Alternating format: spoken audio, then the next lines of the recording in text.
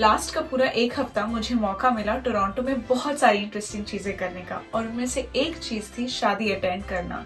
लेकिन इस शादी का इनविटेशन मेरे पास कैसे आया, इसके पीछे एक छोटी सी कहानी है। कहानी की शुरुआत होती है टोरंटो में लैंड करने के बाद। अच्छा, आप लोगों को ये भी याद दिला दें कि अशर और मैं कनाडा घूम रहे हैं, और नेचुरली अगले 10 से 15 वीडियोस में हम लोग आपके साथ कनाडा की अलग अलग सिटीज घूमने वाले हैं। और इस सीरीज में टोरंटो सेकंड सिटी है। पहली सिटी थी विनिपेग, जिसपे ऑलरेडी वीडियो आ चुका है, और आज का टोरंटो वाला वीडियो स्पॉन्सर किया है हाउस ऑफ ब्लिंग ने, बट इस पे हम लोग बाद में बात करते हैं। अभी फिलहाल चलते हैं टोरंटो एयरपोर्ट। लैंड करने के बाद मुझे जाना था यूनियन स्टेशन, जो समझिए टोरंटो का सबसे बड़ा स्टेशन है और एकदम टोरंटो के सेंटर में है, इन डाउनटाउन टोरंटो। शादी तो यूनियन स्टेशन के पास ही थी, लेकिन तब तक मेरे पास ये इन्फॉर्मेशन नहीं थी। मुझे तो मिलना था अपने भाई और पूजा दी से, और इसलिए मैं यूनियन स्टेशन आ गई थी।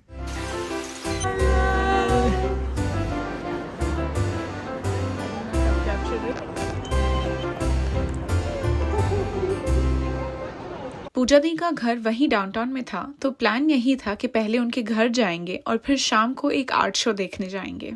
आ जाओ, please come. Wow! Oh my God, this is so sweet. Hi, Shiv. So nice to meet you. Nice to meet you too. How are you? ये बर्थडे वाला है ना? पूजा दी, this is cheating. This is vegetable chop, और ये घर पे बना है। स्पेशली मैं कल से बना रही हूँ ताकि तुम यहाँ पे आके खा पाओ, ठीक है? हाय, नमस्ते। मैं अभी को यही बोल रही थी कि मैं दूसरे लोगों को आपका एग्जाम्पल्स देती हूँ, क्योंकि मैं आपसे वैसे तो बहुत कम बार मिली हूँ, लेकिन आपके अंदर जो काम करने का जज्बा है, और मैं जो आपसे 3-4 साल पहले जब मिली थी, आपने मुझे जिस तरह से बताया था कि आप कैसे कैसे स्ट्रगल करके काम किए हैं और ऑफिस में कैसे लोगों का एकदम लगा के रखते हैं, I really love that, and I nowadays I also try to do that. Thank you aunty, हम सबके लिए रोल मॉडल बनने के लिए। और नमस्ते आंटी, मैं शिव, पूजा का शौहर, और इन्होंने ये प्रिपेयर किया 5 मिनट तक स्क्रिप्ट तो बात तो बताइएगा। फालतू। वैन गॉग का अगर आपने नाम नहीं सुना है तो आपको बता देते हैं कि ये एक डच पेंटर थे इन द 19th सेंचुरी, जिनकी सबसे फेमस पेंटिंग है द स्टारी नाइट, और उन्हीं की पेंटिंग्स पे एक इमर्सिव एक्सपीरियंस शो था जिसको हम लोग रात को देखने गए थे।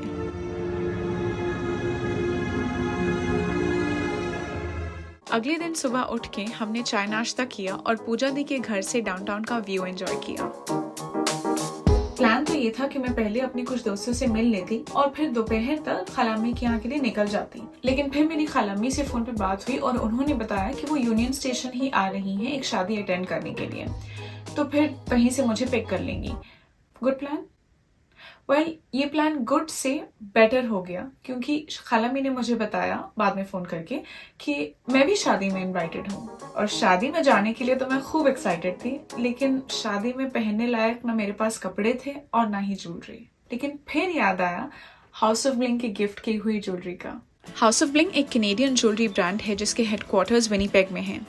इनकी ज्वेलरी के डिज़ाइंस बहुत ही एलिगेंट और यूनिक होते हैं, और शायद इसलिए ये काफ़ी पॉपुलर भी हो रहे हैं। डिज़ाइंस देखने के लिए आप इनकी वेबसाइट पे जा सकते हैं, वहाँ पूरा कैटलॉग आपको मिल जाएगा, और जैसे ही आप ऑनलाइन शॉपिंग करते होंगे अमेज़ॉन या फ्लिपकार्ट पे, वैसे ही इस वेबसाइट से आप ज्वेलरी आराम से खरीद सकते हैं। वर्ल्ड वाइड डिलीवरी भी अवेलेबल है, तो उसकी भी टेंशन नहीं है कि आप किस कंट्री से ऑर्डर कर रहे हैं।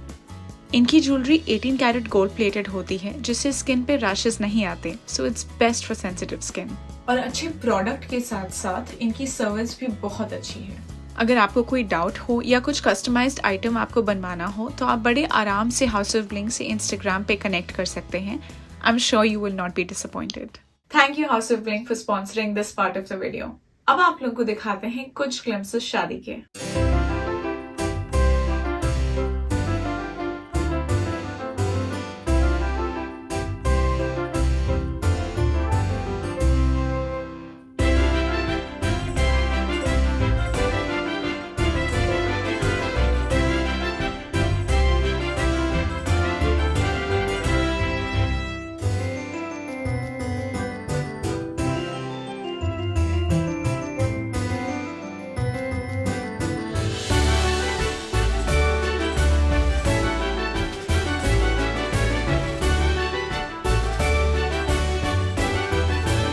अगले दिन मैं मिलने गई थी अपने दोस्त संतोषी और शरण से।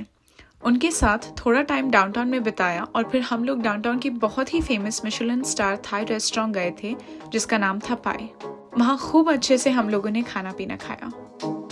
जिस वक्त मैं टोरंटो में थी उस वक्त पतझड़ का मौसम था और पूरा कनाडा इस वक्त बहुत ही खूबसूरत नजर आता है। आते जाते हम लोगों को रास्ते में रंग बिरंगे पेड़ नजर आ रहे थे, तो हमने इसलिए सोचा था कि किसी व्यू पॉइंट जाकर इस खूबसूरती को और अच्छे से देखा जाए। So we're going to one of the most beautiful viewpoints. It's called Dundas Heights.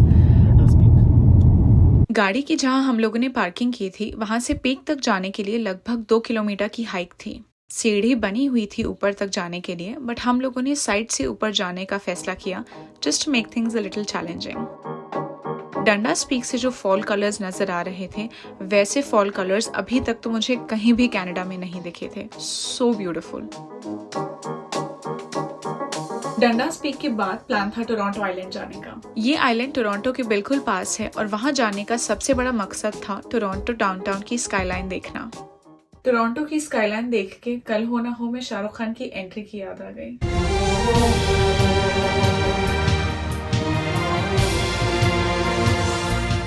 और यहाँ पास में एक छोटा सा एयरपोर्ट भी है, तो अक्सर यहाँ पे प्लेन उड़ते हुए नजर आ जाएंगे। प्लेन के साथ व्यू और भी अच्छा लगता है। टोरंटो आइलैंड अपने आप में काफी बड़ा है और इसको एक पूरा दिन चाहिए होगा सिर्फ एक्सप्लोर करने के लिए, बट मुझे आगे स्कार्ब्रो ब्लफ्स जाना था, तो काफी चढ़ने के बाद मैं अगली फेरी में चढ़ गई। स्कार्ब्रो ब्लफ 12,000 साल पुराना एक नेचुरल एरिया है जिसमें एक तरफ प्लेटो है और दूसरी तरफ लेक ओंटारियो। मैं ट्रेन से जब यहाँ पहुंची तो रियलाइज हुआ कि ये बहुत बड़ा एरिया है जिसमें 9 अलग अलग पार्क्स हैं और किसी भी एक पार्क तक जाने के लिए चला नहीं जा सकता। सब करते कराते ज्यादा वक्त नहीं बचा था, तो बस 10 मिनट वहाँ सुकून से बैठने के बाद मैं वहाँ से निकल गई। अगले दिन हम लोग एक पम्पकिन फार्म गए थे।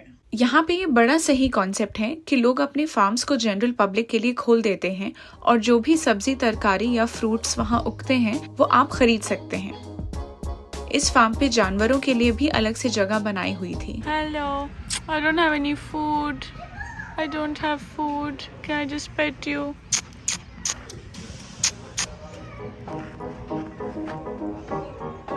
कभी कभी तो मेरा और अशर दोनों का मन करता है कि हम लोग उठ के खुजवा चले जाएं और वहाँ आराम से बकरी और मुर्गी पालें।